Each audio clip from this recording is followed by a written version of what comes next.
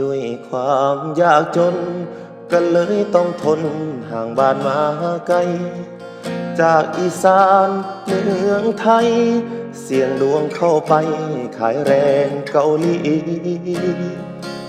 เขาเอิ้นพี่น้อยย้อนว่าวีซ่าบ่มีต้องคอยหลบหลีแล่นหนีต่อมอประจำ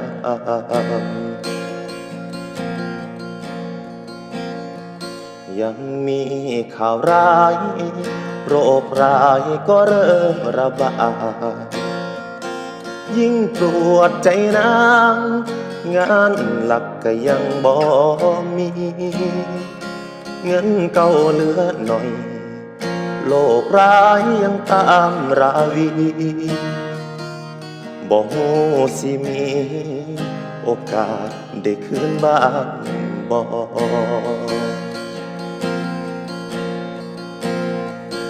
กราบไหว้วอนขอ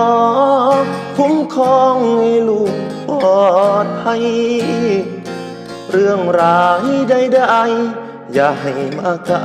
ผักใส่ไหลนี้พี่น้องแรงงานที่มาทำงานอยู่ในเกาหลีขอบารมีสิ่งศักดิ์สิทธิ์นั้นจงคุ้มภัยอ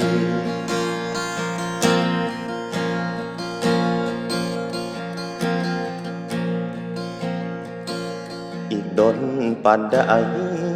หัวใจของคนไกลบ้านสิอดทนสู้งานบอกเคยยานถ้าแรงยังมี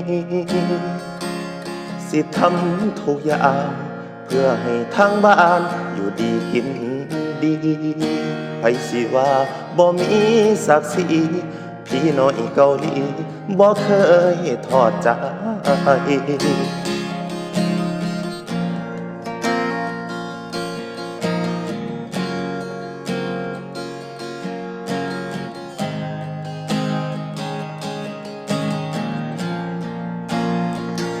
กราบไหว้วอนขอ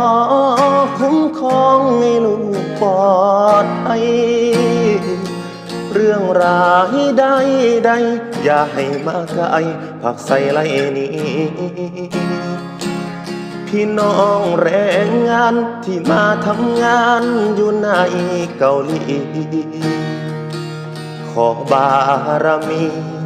สิ่งศักดิ์สิทธิ์นั้นจงคุ้มภัยขอบารมีสิ่งศักดิ์สิทธิ์คุ้มครองแน่เด้อพี่น้องไทย